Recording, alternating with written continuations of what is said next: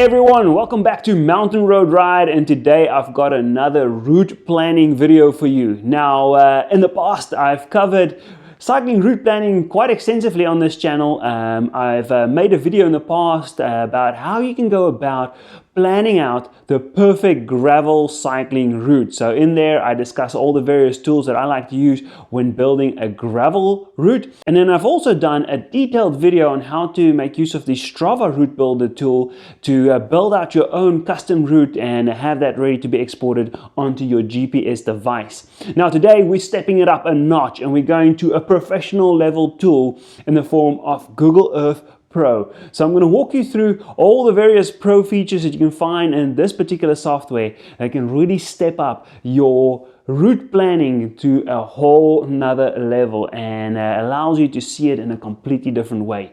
Now, this is quite a lengthy video, so be sure to make use of the timestamps in this video if you want to jump ahead or maybe come back to this video at a later date to continue where you left off. But with that, let's get started, and I'm going to show you a couple of really handy tips on how to make use of this very, very powerful software to take your route planning to the next level. Let's get started. Alright, so for this tutorial, I want to walk you through two of the routes or routes, depending on where you are in the world. I'm going to stick with the word route, but for this tutorial I want to walk you through two of those routes that I did in a recent gravel ride of the week video. So that would be the Gravelocity and then also the Pantani ride that I did. Now, first of all, I just want to say that I cannot take any credit for both of these routes. They were absolute epic rides, and as you can see, I got them from the Virginia Endurance Series as listed on the RideWithGPS site.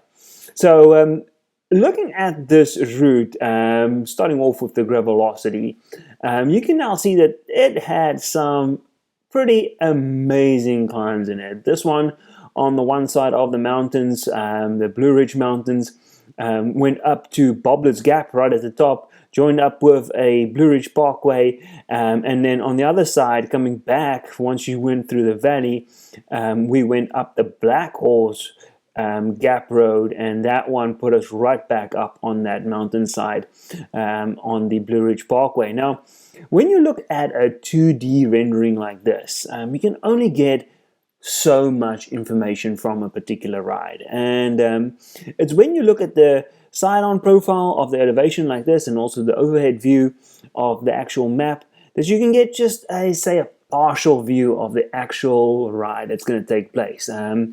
These two climbs that I just pointed out, I mean, this 2D rendering just really doesn't do it any justice, and that's where I felt like I wanted to go into another level of reviewing this route before I actually took it on. Similar with the Pantani ride, you can see this one was in the Shenandoah Mountains, went up to the Skyline Drive that sits there, that white line that runs through the map, and this Simmons Gap Road, for instance, was one absolutely leg-crushing climb. And again, I don't think the 2D rendering really does it any justice. Now that's where we're going to move over to the whole point of this particular tutorial, and that is to use the application named Google Earth. Now you get various versions of this particular software. You get a web version and also a mobile version, but these are sort of watered down versions of the full pro version, and for this tutorial I am really going to touch on all those pro features.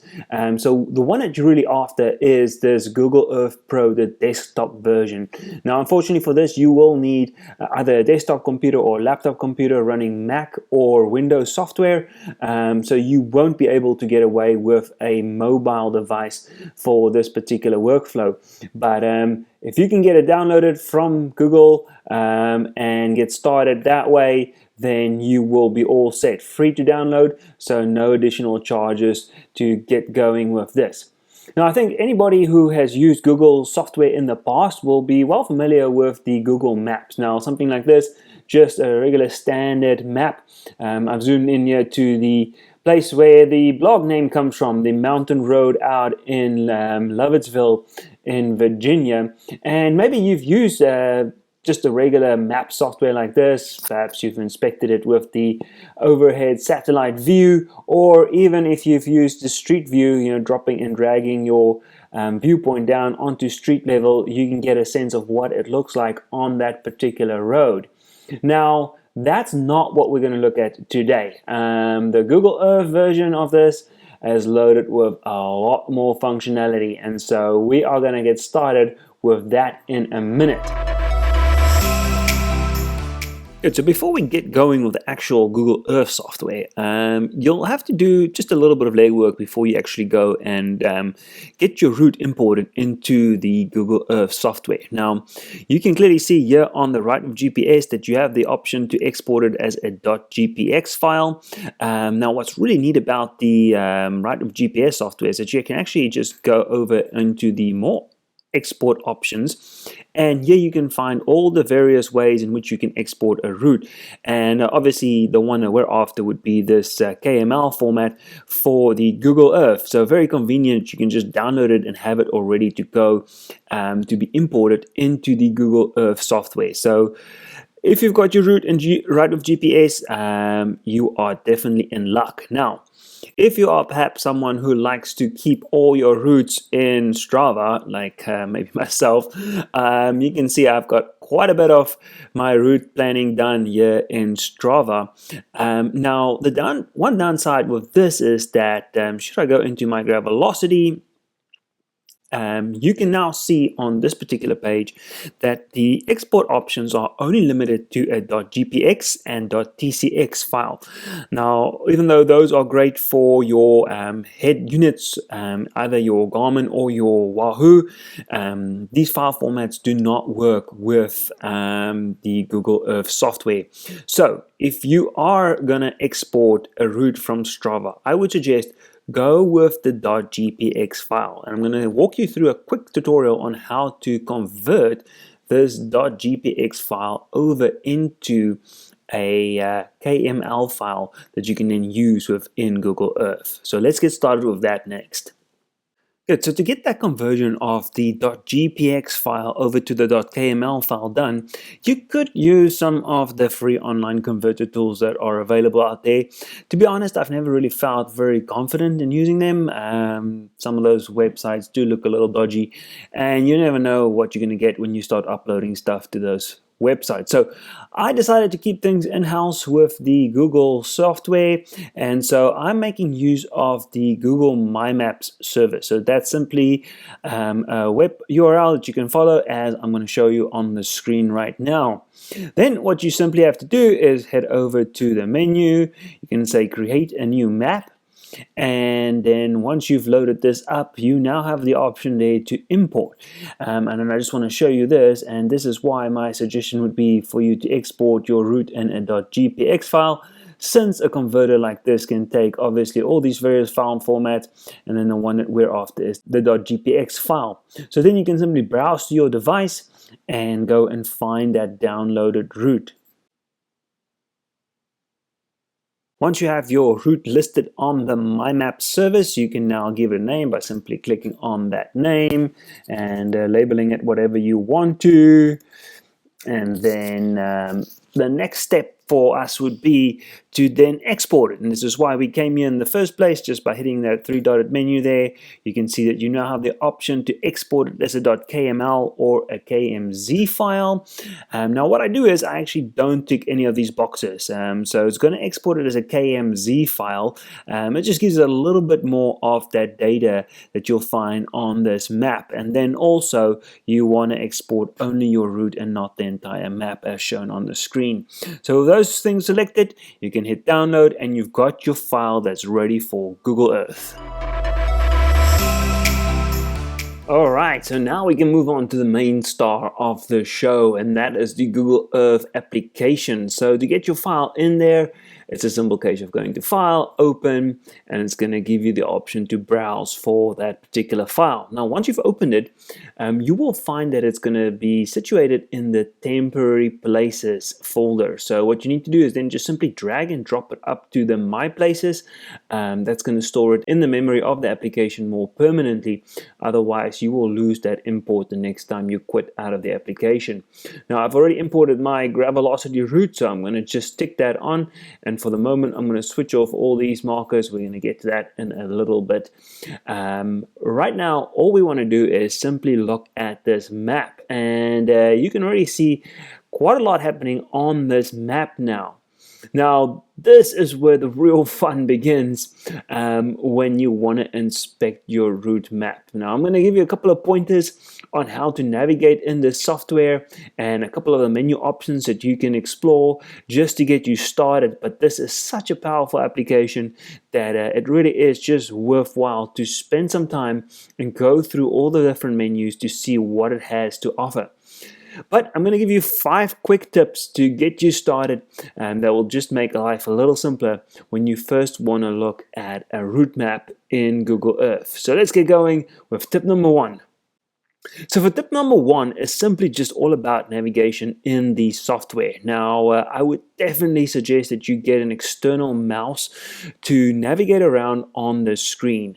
Even though the trackpads work okay, they definitely don't do the job because of the lack of a scroll wheel. A lot of the interaction that you're going to do with the map requires that scroll wheel, and even though you can get away with using a keyboard shortcut, I would suggest that life is a little bit easier when you have that external mouse. Speaking of the keyboard shortcuts, you can get them by going to Help, and you'll find all the keyboard shortcuts up there. But for the time being, let me just walk you through the 3 mouse buttons that you're going to need. So basically, as you can see right now on the screen, this is just a simple left click and drag as normal, just to scroll around on the map.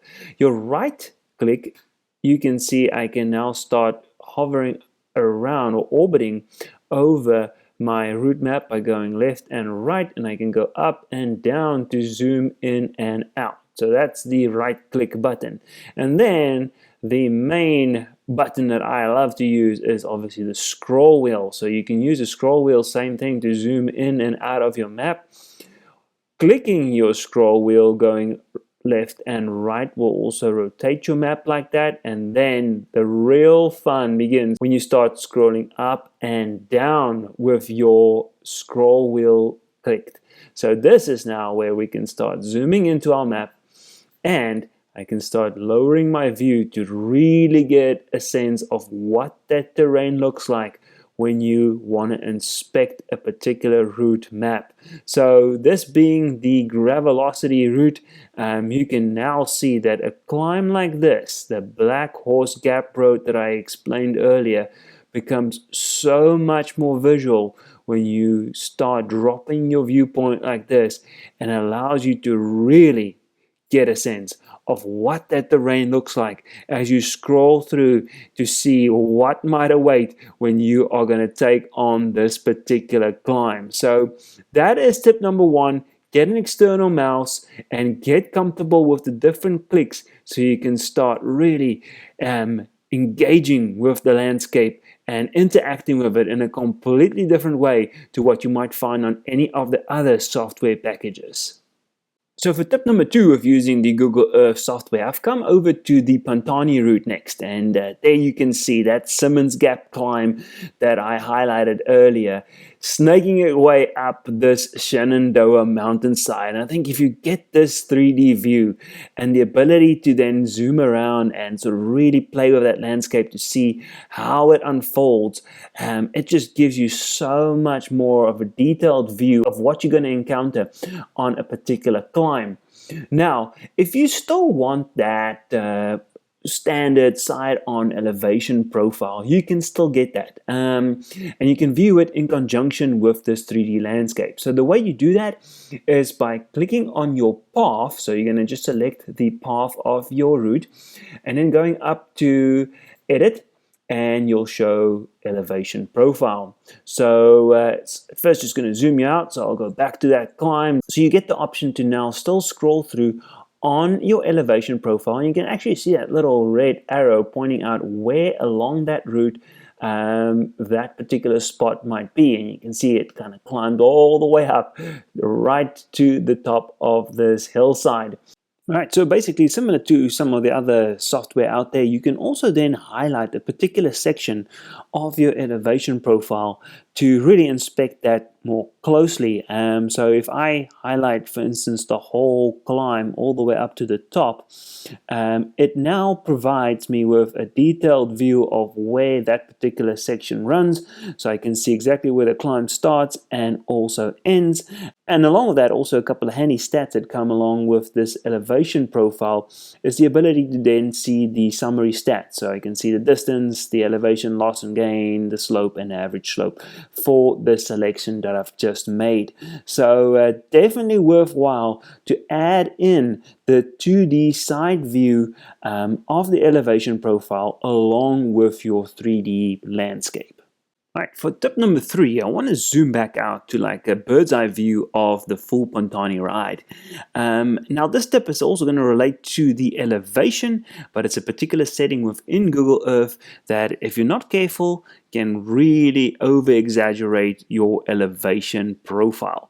Now obviously there's some mountains in the back, but there are also just a few smaller minor hills here in the foreground of my route. So you can definitely see that if I sort of drop my viewpoint, I can see a few of the minor bumps along this route. Now this is where you're going to want to go into your settings to see that elevation in different ways. Now for Windows users, you're going to find this under Tools and there will be options, but for the Mac users, you go over to your Google Earth Preferences and then you will see the setting, the Elevation Exaggeration. Now, it's a setting that you can put from 0.01 all the way through to 3.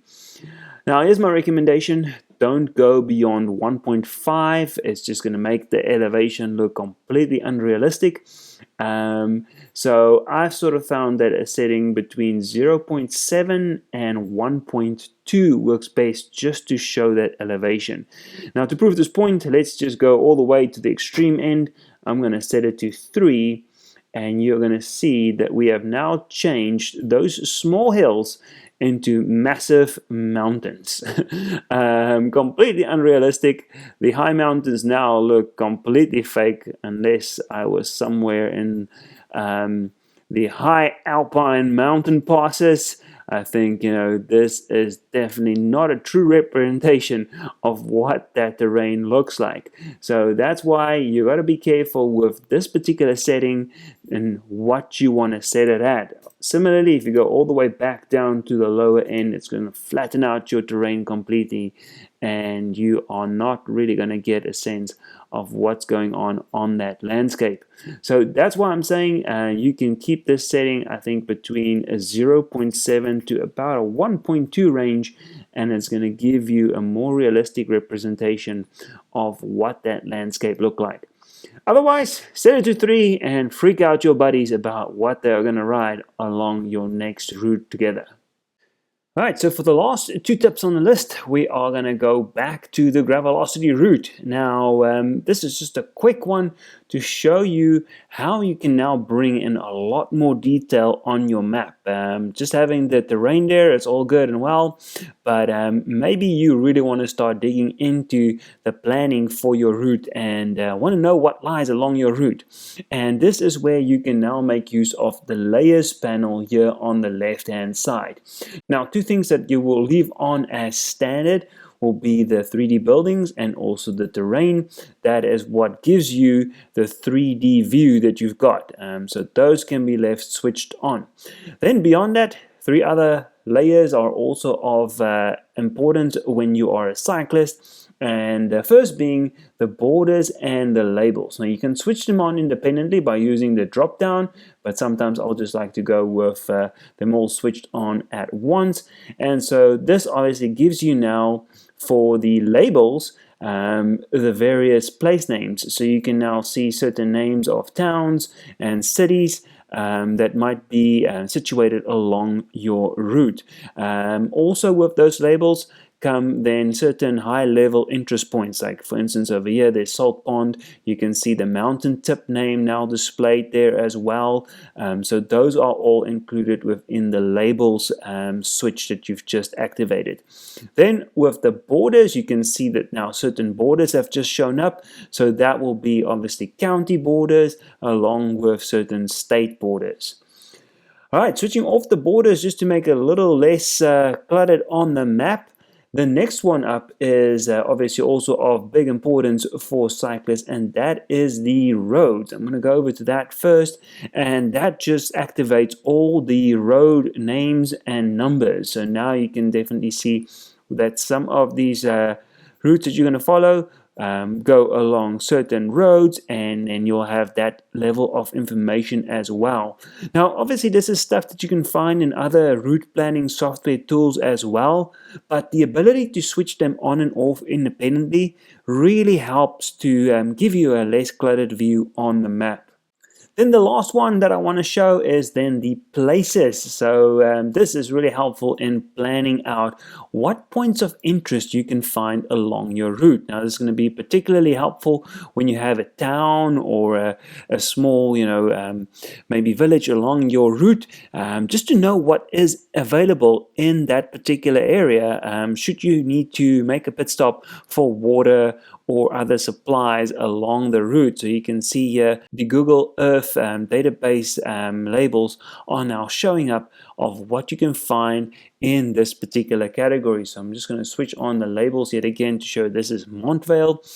If I should go over to one of the sort of tourist interest points along the route, there you can see the Peaks of Otter visitor area there, and you can see that there's obviously a lodge over there.